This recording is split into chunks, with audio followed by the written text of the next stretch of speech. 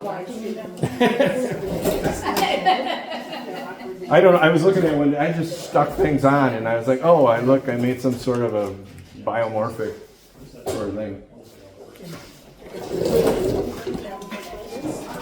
Come in. Okay. I should probably make excuses. I throw on a Randall wheel. I had a locker bee many years ago. I sold it. And because I had the Randall, and I'm just super used to that tactile nature of that. Everybody's over there. You don't see my hands much, but it's okay. We can see. So you can see my bald spot in the back of my head. All right. So what should I throw? What kind of form should we start with? Give me a form. Challenge me a little bit here. What form's hard for any of you to throw? Or is everybody expert now? Anything that goes back in. Anything that goes back in, yeah. Coddling in and moving that clay into the center, sure. Bottle forms, Yeah. sure. Bottle form, all right. Way to go. Make it hard on me, why don't you? We'll start with a little piece to get going, and then we'll look at the bigger, throw maybe some big sections to mutilate, to readdress. David, it just never occurred to me you did more than cut. Isn't that tragic? It is a little bit. That's kind of why I wanted to do this. Well, hi. How are you today? Obviously, I knew you did, but Yeah. Yeah, it's funny this is because very funny. in Michigan, everybody knew me as a potter and a sculptor because that's, I did stuff all over the state and workshops, and I actually ran the program that's another difference, right? But I ran the program at Cricket Tree Art Center for a while, and he designed the studio.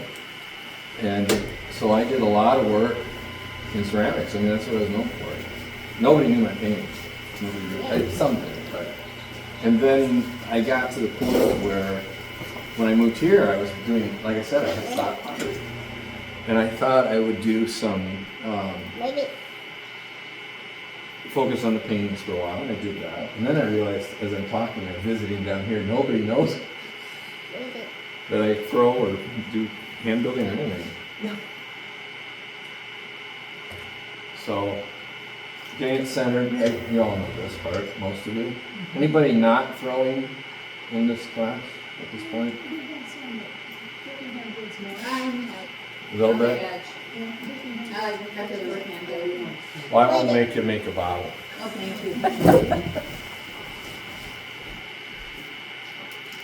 So, yeah, I just got to the point where throwing the pots, say I have a hand cramp already. This is the other problem when I was throwing a lot, is I was getting cramps. And I have to watch potassium levels and things, otherwise it cramps up. And that happens to a lot of potters, where the hands really start locking after several years of throwing. So let's see if I can get that climbing up the hill. There we go. Did you already envision the width? Sure. Yeah, if you noticed, you did the floor first before you started pulling up. Yep. That's very important. Define the bottom, compact your bottom. Don't leave a lake in the bottom, or you're going to regret it. The lake will create vast problems in separation of clay platelets, and it'll blow up. You may not see it immediately, but you will definitely see it in the kiln. It'll give you that nice radial right in there, or spiral crack sometimes.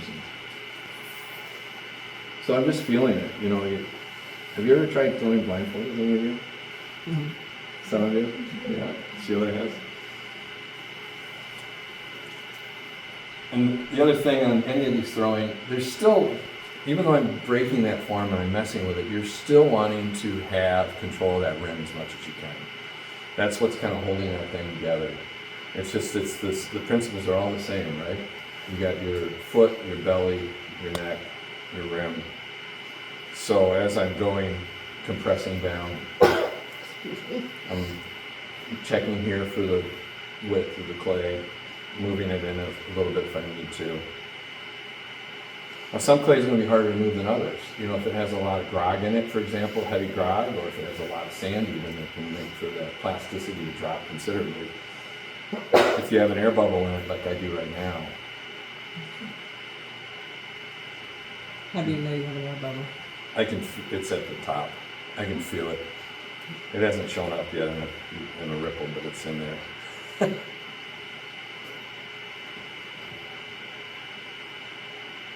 So just a small bottle, but it doesn't have a very tall top. If you want one with a taller top on it, Yeah, make it really difficult. let's try something else. So again, coddling, moving it in, working with the speed of the wheel. There's my bubble. You can't see it right now, can you? And my inner finger there is working. Now, if you're going really small, you're going to take a stick or something. A good friend of mine from Northern used to throw a stick, and he would make these very tall, elegant little bottle forms. I mean, impossibly tall. And throw the stick. I still don't know how to do it. I don't have the patience. It was too perfect for me. So the belly is thicker than the neck now, because you have it thin out at the top.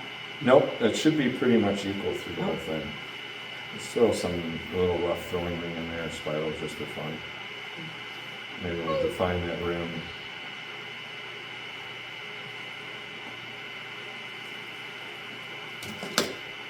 We can go in and we can start texturing. So this is a good place to start from, right? We can do things to this, we can beat it up, we can rearrange it, we can readdress the form of the bottle. But do you want to test me and see how close I am to fitness, wall fitness? Should we try that? We can always reuse the clay, right? See, in mine, I have a bar right there. I drag my heel. 3 times now I've tried to do that, and it's ripped my foot up. You wear out your heels fast doing that thing? I don't throw that much anymore.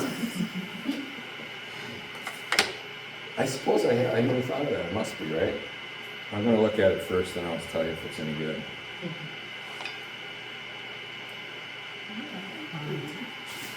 There you go. Pretty uniform. Left a little bit down in there, but not bad. Oops. When you're messing with the top part, then This should already be done. sure. You know. How does the top not, like you're asking, how does it not get thinner, thicker in places that you need You mean down here in the belly part? and the top? Well, the top part. Well, I'm feeling it, so it's just that experience of feeling that clay and getting used to whatever thickness it is. It's knowing that space between, the spaces between. I wrote a huge dissertation on that concept, actually. The spaces between, it's just, we're not going to go into that one, but. Well, I've noticed when he was going in, he was also pulling up at the same time. Yes. Which helps keep it from. I'm compressing and I'm compressing the top. So your hands are always working in conjunction with each other. So the principles for breaking something up are the same no matter what you do. It's what, all right, let's do something crazy. Now that we've messed that piece up.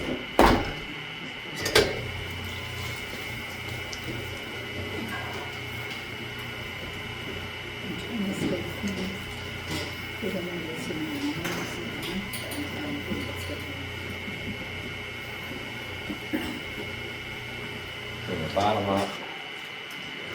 You know, basic throwing, you don't want to ride your hand on the base, right? On the bat. Because the bat is almost always not level. So we've done that. I have a double jointed thumb, which is convenient for this. Really? Yeah. You mean, show us something. Well, most people straight up and down. Mine does that. Oh my God. You usually got one too. It doesn't help me with my part. Doesn't have to be the I feel like I should learn from you. It's just straight. So reverting back to this.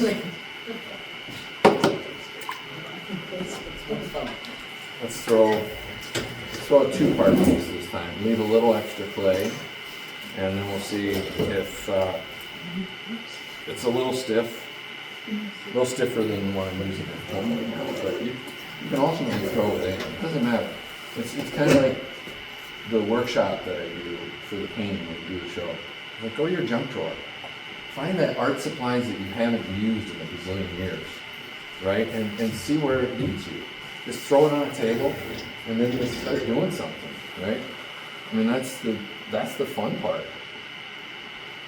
So your pot there, that's paint? Those are underglazes. Under glazes? Unfired? I mean, are they misfired? But is it? That one's High fired to 5.6. Okay. It's the one with ochre. It's from Continental. Okay. Okay. They both with ochre. Yeah, we got that here. Yeah. Yeah. And then what, under glazes, do you have a special brand you like, or? No, but then, finishing is where the challenge is now for me, because I'm looking at, how do I want it to look? And there's two pictures, right? Two little scraps of pictures that you can see. One of them particularly, kind of an Aztec-y looking thing. And I really enjoyed in the early days that Aztec textures. And so I did a lot of those for a while in earthenware clay by really heavy grog in it. It's just really, it looks so beautifully patinaed. And then we were throwing, I was sagger firing, I was throwing them into pit fires and the raku fires, I'm just explaining. And then I got to a point where I was doing pots that I was using a heavy zinc glaze. I don't remember the rest of the formula, it's in my recipe book. And it would crater and create this kind of metallic-y look and just look like you pulled it right out of the ocean. It was so exciting. But now I need to find that because I want to use that for some of the finishes on these other pots. I can tell this bat is getting a lot of moisture in it right now, so we'll see what happens. So what is your process? Do you grow and then manipulate the form and then decide how you're going to design the surface, or is it I oftentimes have some sort of an idea when I get started, like a jar or a vase or a plate or something. By the way, I think plates are the hardest things to throw, not bottles. Does anybody here agree with me on that one? Yeah. Keep them from warping. I use a bisque mold. I need some bisque molds. So it's just kind of, I left all that extra material on there, right? And if it goes through, it doesn't matter. Because at this point, now I'm playing, right? It was fun throwing it, now I get to play. And that's the exciting part for me. What am I going to do with it after this? I think we're going to put something on top of that. And then I think we'll mangle it a little bit more and rearrange it. And then we'll get you guys on the wheel, right? You want to get dirty today, right? Everybody want to get dirty today? Do you need coffee? Does everybody want to get dirty today? Yes. Yeah. Now we're talking. So when you were talking about the bat, what do you mean by the bat? Bat. This back here. Bat. Yeah, this one, I can tell that there's a lot of moisture in there and then it starts to want to slip off. So I noticed it when I trimmed it. So I'm going to be done with this piece for now. We're going to come back to you. Stay there for a minute there, buddy. Look at this. This is guy downtown. You want to come to my studio and help me out there? So I think we'll do a picture form this time. Let's try a picture form, okay? And I'm going to combine that with that piece. Oh, a little off my target. See, I tried to find my bar. It's not there. Oh. Ice fountain me. Don't even make it go. I know, Yeah. right? That's right. Deported to Michigan. I can't enjoy it. We won't really take it. Oh, thank you. Appreciate that. So you get to a point, and I'm driving all the way to the bottom because I'm going to put it on top of that one. Like all the way through? All the way through. I'm down at the bottom there. And now I'm going to just build my form to kind of infer a picture. How close do you think I am to my picture right now? Done. You're fun. I got stuck in the front row, so I feel like. That's right. You did get stuck in front of us. So that's the right. Did you see that? First time right? Perfect. Oh, nice. Now we're gonna get this. When I do these sculpture forms, because of the improvisation, it's like a jazz process, some of it. Like I have the structure that I'm working within, but it's also a jazz process. Improvisation. Sometimes when I'm painting, I listen to some jazz, but I've started to listen to Hania Rani from Poland. Very, very, if you ever want to have a creative trick, it works for me and my wife. When she writes, she puts her on, and it just, there's something about her sequences that triggers that creative. It's just, if I don't feel like it, I'll put the music on, and I'll be like, all of a sudden I'm working, and I don't realize, how'd that happen? How do you spell the name? Hania, Hania, Rani, Rani. Okay. So I'm going to use my cheater here. It's not really a cheater. But... So again, a lot of thickness in there because I want to play with it pretty quick. If I were trying to make it really light sculpture but still alter it, I would let it sit for a bit. I got a little piece here I could show on that. So what was I doing again? Oh, yeah, picture form.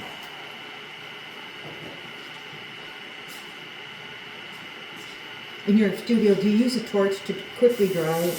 No? You know, at one time I might have played with that stuff, but not anymore. I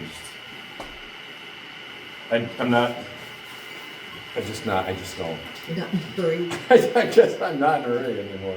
Well, you're lucky because it's your studio work here. Yeah. It's like You can't don't Sure. always have that luxury. You're like, what's he doing? No, you guys know. Yeah. You don't know what's going on.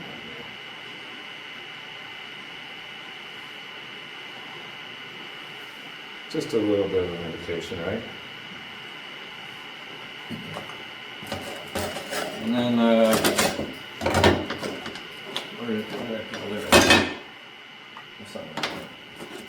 let's do something like this.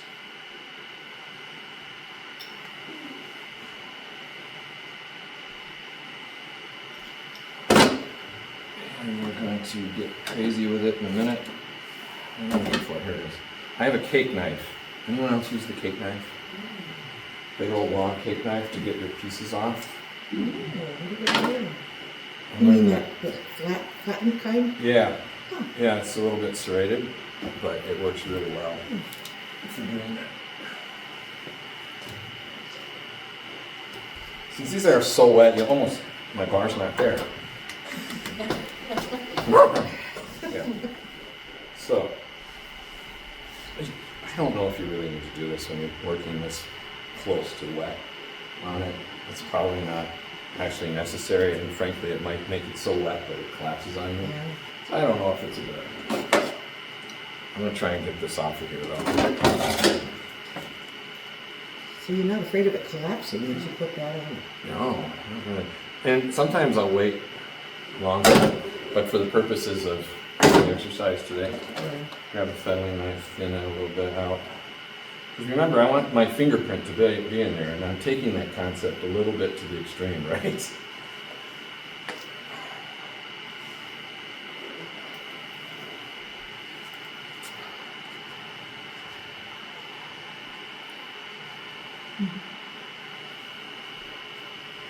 now we have that form.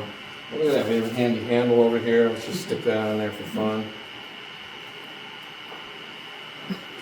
And for whatever reason, you might need one down here. So I put like that in that. there. I like to work like that. That's that one there. And then of course, because you know it's made to pour, you've got to adjust that a little bit. It's time to play, right? So you can also give it the impression here of a spout coming out. Now we're really doing the demo because I'm just showing you different ways. So you got your handy smacker, right? And if you really want to mess with people's heads, you get something like this.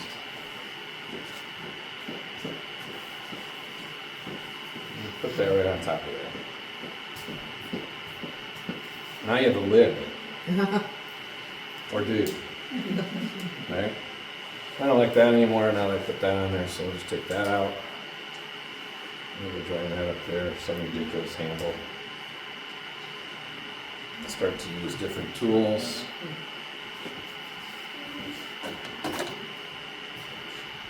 Mark making.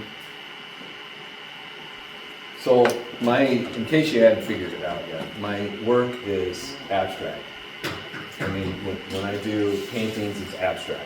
Yeah, there's representational, but like I was showing my son Hugo the egg, he calls it an egg, but it's an abstract version of that egg, right? All art is abstract. You can argue the point if you want to, but it's all art is abstract. This is the reality. Even that's interesting sus. when you say that, because different people see different things, right? Yeah. Interpolation comes from our own personal experiences. So even as you're talking about it, I'm seeing particular scenes. Yeah, I like that. I think that sometimes in the studio we forget that many versions are observed in one piece. So, one last thing, go ahead. So are you gonna seal that top down, or is this just It a? is sealed down right now. So that was- It's not going anywhere. So it won't leak or anything? Oh, it's not a picture though. Oh, okay. Or is it? I mean, It might look like one, but it's not functioned. It's a half full picture. yeah. So it's that interpretation of that form, you know. For example, Jeff Wenzel, if you look up Jeff, he's a buddy of mine out in Colorado, and he does these different forms, bottle forms, all these different kinds, but he does them out of, it looks like it's stone and altered, but most of it's slab work that he's doing. And so that he takes and, what's our time anyway? I don't want to, what did I do with the fettling knife? Oh, yes, thank you. So using the scraps, when you're trimmings, use them. Try it. Just see what happens. Allow yourself to that exploration time. It's interesting because that so looks like the candle now, Yeah, but when yeah. it was laying down there, it did not look like a Right. candle. Yeah, you're getting it. Yeah, right. That's exactly it. You know, it's like the egg. Yeah, You know. I saw a face. That's what I saw. I didn't see another. Well, I didn't realize they put a moose on the top of that silly little block of clay, and then I was looking one day. I'm like, that looks like a moose. So this is a piece I threw yesterday, and the video can't even see it at this point. Sorry, Kristen. My wife. But you know, this is pretty dry. So how do you do it? Well, you can still pinch, you can still carve into it. There's all different kinds of ways you can get your texture in. But try and just play, you know, taking the process and try not to get too fixated on thought, like the conscious thought. Tap into that creative play mode that your kids do so well, but we've lost along the way, the conditioning, right?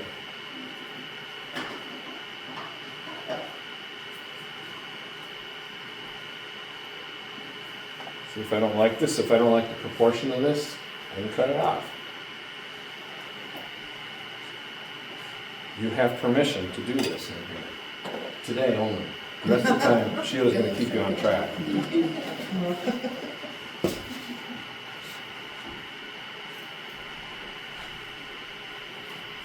Let's put that out there.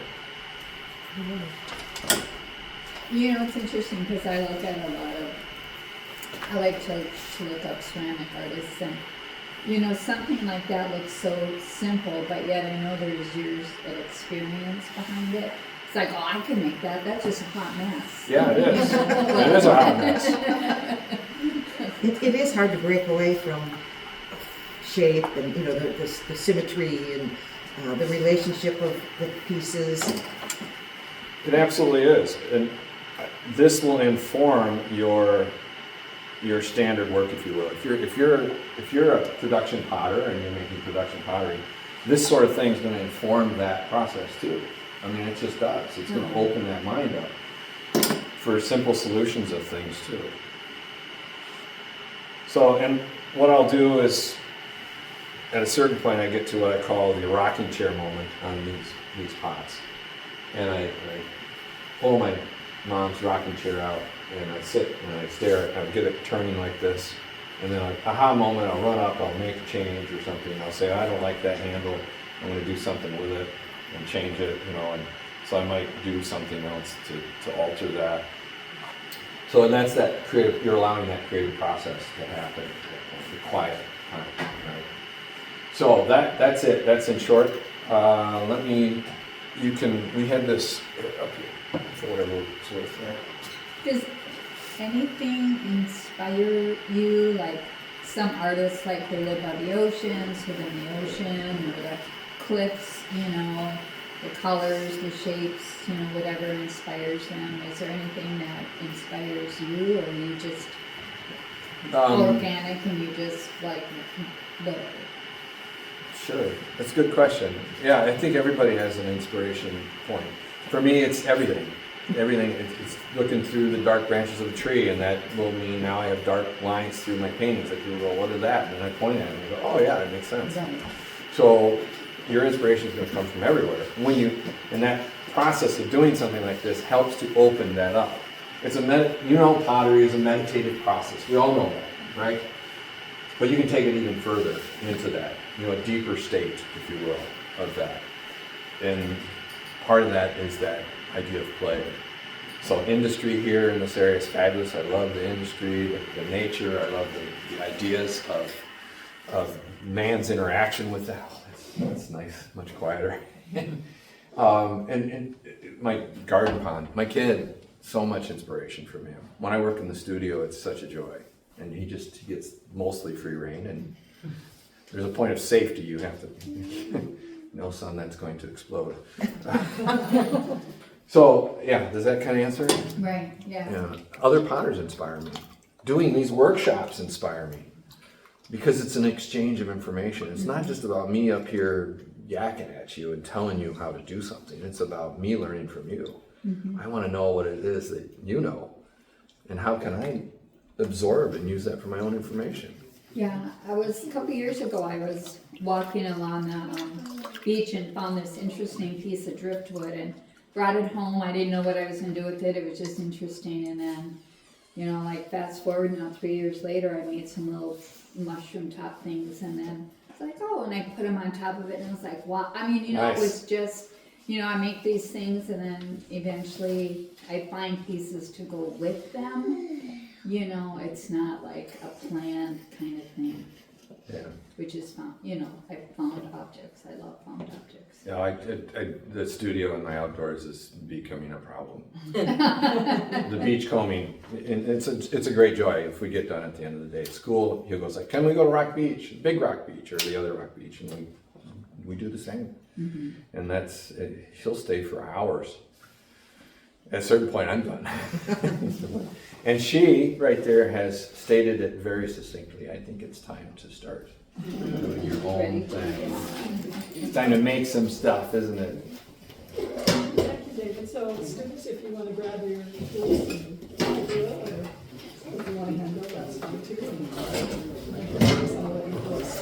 And I'll be here to answer and guide or whatever you need. Okay? It's a dry mouth.